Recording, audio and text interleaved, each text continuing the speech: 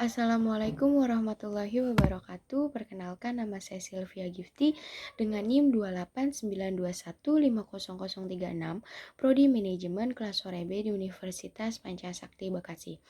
Baik, kali ini saya ingin memaparkan presentasi ujian tengah semester dengan mata kuliah analisis laporan keuangan dengan dosen pengampu saya, Ibu Iva Masri Afah, MM. Baik, di sini saya ingin memaparkan materi tentang pelaporan dan analisis keuangan. Lingkungan pelaporan keuangan. Laporan keuangan merupakan produk lingkungan pelaporan keuangan yang paling penting. Informasi di laporan keuangan dinilai relatif berdasarkan kebutuhan informasi dari pengguna dan sumber informasi alternatif seperti data ekonomi, laporan analisis, dan pengungkapan sukarela manajer. Di sini ada laporan keuangan wajib. Laporan keuangan wajib itu ada 3. Yang pertama, laporan keuangan. Yang kedua, pengumuman laba. Dan yang ketiga, laporan wajib lainnya. Selanjutnya, ada faktor yang mempengaruhi laporan keuangan wajib. Di sini ada 3. Yang pertama itu Generally Accepted Accounting Principles atau GAAP. Yang kedua, manajer. Dan yang ketiga, mekanisme pengawasan dan pelaksanaan. Baik, untuk seksi yang selanjutnya adalah sifat dan tujuan akuntansi keuangan. Relevan adalah kapasitas informasi untuk mempengaruhi suatu keputusan dan merupakan kualitas primer pertama dari 2 kualitas primer informasi akuntansi. Keandalan merupakan karakteristik penting dalam informasi keuangan. Agar informasi dapat diandalkan, maka harus disajikan dengan jujur, dapat diverifikasi, dan netral. Prinsip-prinsip akuntansi yang terpenting yaitu ada 4. 1. Akuntansi akrual. Yang kedua, biaya historis dan penilaian wajar. Yang ketiga, materialitas. Dan yang keempat, konservatisme. Relevansi dan keterbatasan akuntansi. Relevansi informasi akuntansi keuangan. Relevansi merupakan aktivitas usaha tidak sempurna dan memiliki keterbatasan mudah untuk melihat ketidaksempurnaan, tetapi akuntansi keuangan tetap menjadi satu-satunya sistem yang relevan dan andal untuk mencatat. Keterbatasan informasi laporan keuangan. Perakiraan, laporan, dan rekomendasi analisis bersama dengan sumber informasi alternatif lainnya adalah pesaing utama bagi informasi akuntansi.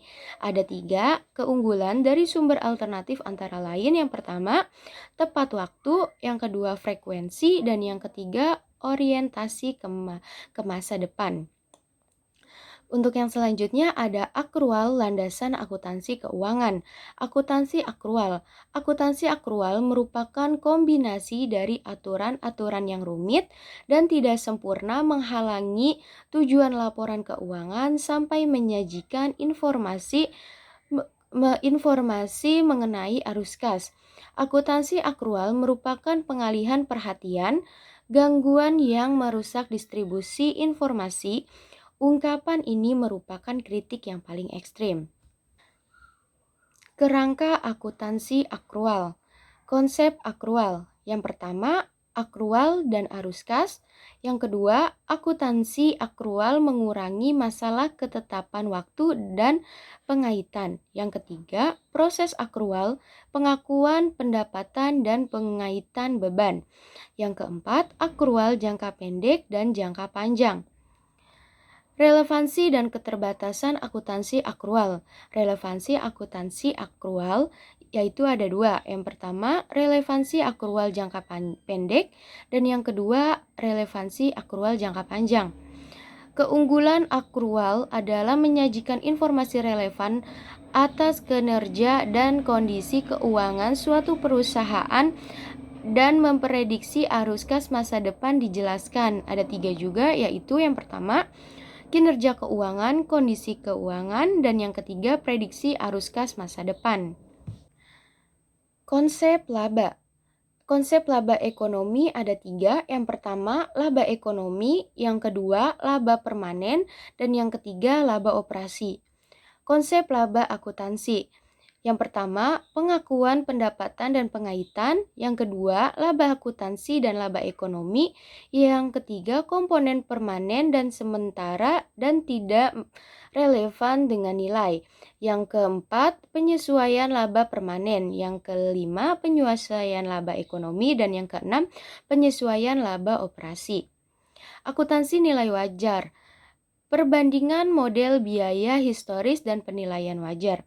1. Penilaian transaksi versus penilaian sekarang. Yang kedua, biaya historis versus harga pasar. Dan yang ketiga, pendekatan laba alternatif. Pertimbangan dalam mengukur nilai wajar mendefinisikan nilai wajar ada 5.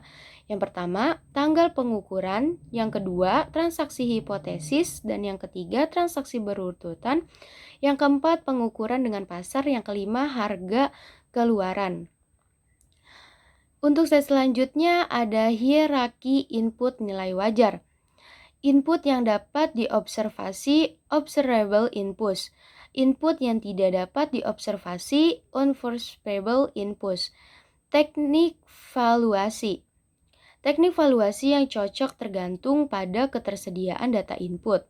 Apabila suatu teknik dapat dipilih, maka harus digunakan secara konsisten, kecuali jika terjadi perubahan keadaan yang mengakibatkan penentuan yang lebih akurat atas nilai wajar. Kelebihan dan kekurangan akuntansi penilaian wajar. 1. Kelebihannya merefleksikan informasi sekarang. Yang kedua, kriteria pengukuran yang konsisten. Yang ketiga, komparabilitas. Yang keempat, tidak ada bias konservatif. Dan yang kelima, lebih bermanfaat dalam analisis ekuitas. Kekurangannya: 1. Objektivitas lebih rendah. Kedua, rentan terhadap manipulasi. Yang ketiga, penggunaan input tingkat 3. Dan keempat, tidak adanya unsur konservatif. 5. Fluktuasi yang berlebihan. Implikasi analisis. Masalah penting yang perlu dipertimbangkan ada 4. 1. Fokus pada neraca.